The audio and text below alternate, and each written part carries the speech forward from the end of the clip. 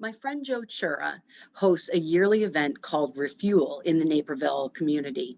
He is the owner of Dealer Inspired, and his company has grown and grown and grown over the years. And when he had a smaller team, he describes that he would take them all to these business conferences where you get all riled up and you get excited, you get pumped, you learn information.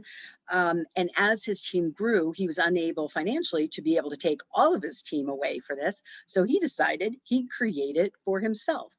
I and many of my friends have been the lucky recipient because he puts this information and tickets out to the community to be able to go to two of them, and they've been amazing. Nikki Anderson, who's been on the Socket podcast twice, was a speaker last year, and she gave this super inspirational speech. But every speaker that he brings something to the table. This past year, although it was done on Zoom, I thought he did an incredible job. He had Tony Hawk, and he also had a man named Jesse Itzler, which I had never heard of before. Jesse is married to Sarah, the owner of the Spanx Corporation. And so I immediately knew him a little bit through that. But he gave a talk about how in his business, he determined that he needed to do the best job possible of complimenting, congratulating, and consoling his clients. And that if you got really good at all of those and it came from an authentic place and you weren't just faking it, you really felt those things, that people took that in as such a positive interaction, a positive way of being in relationship with one another, and that people really appreciated that. And I thought about that from my own practice. I think we do a really good job of most of those things, but we decided that we were going to get better at the consoling. We have people that lose a loved one, lose a pet, have a miscarriage, are sick with cancer, have an injury. And so recently we had two patients that had lost loved ones. So Dr. Pat, one of my doctors at the office, said, I think we should get some cards for them. And that reminded me of this speech that Jesse Isler gave. So I went to the store and I got some cards, and we wrote a little note to both of them, and then our entire team signed it and we sent it. And I think about how easy that was on our part. And I think about how meaningful that has been to me when I've been the recipient of some of those letters, especially those cards in the mail. We're so electronic. Everything is text and email and Facebook and Instagram and, depending on how old you are, TikTok and all the socials. And so today I wanted to come on and talk about how to be there supporting friends in need and what that has felt like to me on the other side of it. I have a couple of friends right now that are going through divorce, and I have been through divorce. It is not fun. And so there's nothing I can do to make it less painful. There's nothing I can do to take away the struggle, the stress, the burden of going through that process. But what I can do is check in regularly. What I can do is send a text just saying, just thinking of you. How are you doing? What I can do is say, do you want to go to lunch? Do you need someone to talk to? What I can do is just keep showing up. I think, and I'm going to talk about this a little bit more as we go along, when things happen to someone, whether it is a death or you do lose a baby or you have an injury or you have some sort of need, what it feels like to me is that the masses come out, right? You kind of get hit with all of this support really early on. And then as time goes on, most of those people fall away. No harm. We understand they're busy, you're busy, I'm busy. But I think the true friend acknowledges that your pain and loss doesn't go away 2 weeks after this happens. Your suffering is going to be a part of your life for a longer period of time. And depending on what the issue is or what you've been through, there's different levels of need. There's different levels of support that would be helpful to you. I broke my leg in July of 2019. And I will tell you, I was so freaking stubborn. I have incredible friends.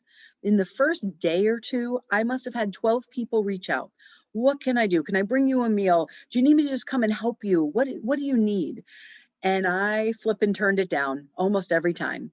My kids were at their dad's house the first couple of nights, and Jason and I didn't live together at that point. He offered to come over, they offered to come over, and I honestly said no.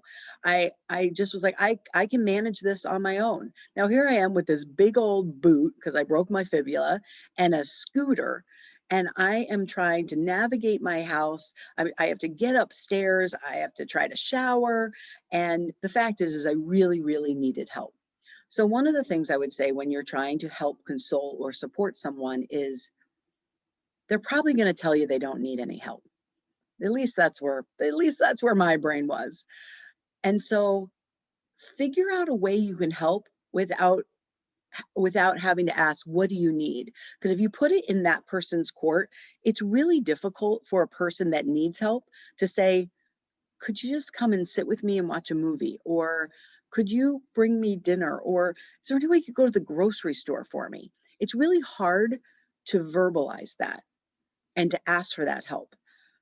But one of the ways I've tried to do things is, I'm going to bring you dinner this week. What day would be best? And should I just drop it off at your porch, or do you want me to ring the bell? So I'm offering the support, not asking if they want it, but offering it.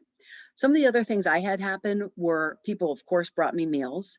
Um, some people sent me gift certificates to Uber Eats or to DoorDash or to Instacart. And that was super helpful because many times when you're injured or you're going through something or you're going through a loss, sometimes you don't want to have to talk to people or be around people or have long conversations with people. Kind of depends on where your mindset is at that moment. But that was super helpful because I knew, oh, I got a $75 gift certificate from Patty, Erica, and Sarita, and I'm going to be able to order dinner for my family and not have to worry about it, and my kids can just go to the front door and grab it. So that was super helpful when I had that. People sent me flowers, people sent me little like bears with a broken leg, and all of those things were just so appreciated. But they do stop at some point. And so I was in the boot for 3 months, and I would say people's help lasted about a month. And I was very, very fortunate. But there still is that time after that where people go away. And again, that's okay. They can't be at your beck and call. But as someone that's looking to be connected with other human beings, when you see someone going through something, just know that they're going through it longer than that initial time period where everyone is posting on social media or saying, we're so sorry, we're thinking of you, you're in our prayers. And you have an opportunity to show up for that person in a different way. Another issue to navigate is when someone has a serious illness like cancer. I have a couple of friends that are going through really awful times, struggles that some have been for years, some have just been diagnosed. And these things are really difficult to talk about. It is not easy to know what to say to someone that's been diagnosed with something serious. It's not easy to show up. You don't even know, sometimes you don't even know how I'm supposed to show up. But again, I think people that go through things like this get an initial wave of help, support, prayers, and then it fizzles out. So for the people in my life that are going through difficult times, I try to make sure that every couple of weeks I'm reaching out. Maybe it's just a text message, maybe it's flowers, maybe it's um, sending them a message through Facebook saying, I'm thinking of you. How are you feeling this week? Um, how can I best support you? Or is there anything I can help you with? Um, and again, those are the questions that are hard for someone to give you back. So I am always a big fan of just doing something, as long as you're not knocking on the door randomly, because no one needs that, because no one answers the door for anyone anyway anymore. But continuing to show up, continuing to do those things. Um, one of the things that I went through when I got divorced was, when you're in partnership, when you're a couple, many times you have couple friends and you go out to dinner, or there's a dinner party at someone's house and you get invited to it. And it's interesting to find, when you go through a divorce, that those invitations almost immediately dry up. You realize, I'm not getting invited to these group sessions anymore, these group get-togethers, these group dinners. And it can be a really lonely place. You're already dissolving a marriage, which you had high hopes for, obviously. Most people don't walk down the aisle assuming they're going to get divorced. So you're already going through that struggle. If you have children, especially young children, you're going through a loss of time with them. Chris and I, my ex-husband and I, had 50-50 custody. Our boys were 3 and 4 when we got divorced. And I remember the first weekend that I didn't have my boys. And it felt so weird. And most of my friends had kids the same age, so they were busy with their families. They weren't coming to Biaggi's to hang out and have a glass of wine with me. Um, Speaking of Biaggi's, the bartenders at Biaggi's have been like some of my best friends, because in the phase of me going through a divorce, sometimes I just went there. I might bring work. I might just have a meal. I just didn't know where to go because I didn't have my kids. It was just so weird. Anyway, so quickly you realize that you stop getting invited to the couple things. And one of my dear friends, we've been great friends for, gosh, going on 18, 19 years. She went through a divorce a couple years after I did. And she contacted me maybe a month or two later. And she has different friend circles than I do. We have some friend circles that are similar, some that are totally different. And she's like, we stopped inviting you, didn't we? And I had no idea what she was talking about at this point. I'm years and years and years away from divorce, not thinking about the fact that I'm not going to couples dinners. I said, what do you mean? What, you stopped inviting me to what? She's like, we stopped inviting you to couple dinners, didn't we? When you got divorced.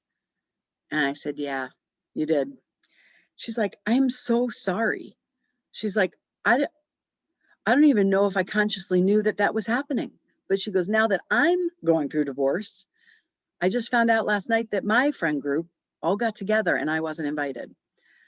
And that's a really tough thing to go through. You're already going through the loss of your marriage. You're going through potentially the loss of time with your kids. You're trying to reinvent yourself. And then all of a sudden, some of your friends just go like, bye, sorry, you're not a couple anymore. So if you have someone in your life going through divorce, make sure you reach out to them. And maybe they don't feel comfortable going out to dinner with as couples anymore. Maybe they do. You know, early on, I remember we went out to, it was my birthday. I think it was my 35th birthday. There were 6 couples and then me, and I sat at the head of the table, and it was right after I got divorced.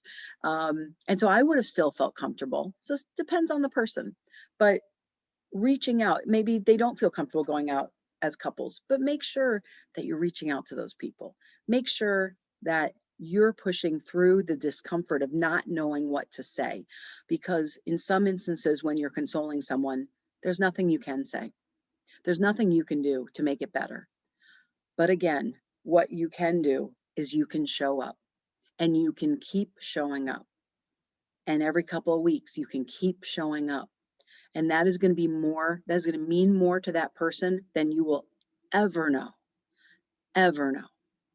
Because I know the people that did that for me. I can feel that. And that has helped strengthen our bond, strengthen our friendship. And I appreciated it more than they probably know. So that's my advice for today. I hope you have a great day. And as Jesse says, look for places that you can compliment, congratulate, or console. If you'd like to reach out to me, my website, simplysocket.com. On social, we're Simply Socket, and my email is Cathy@simplysocket.com. Talk to you soon.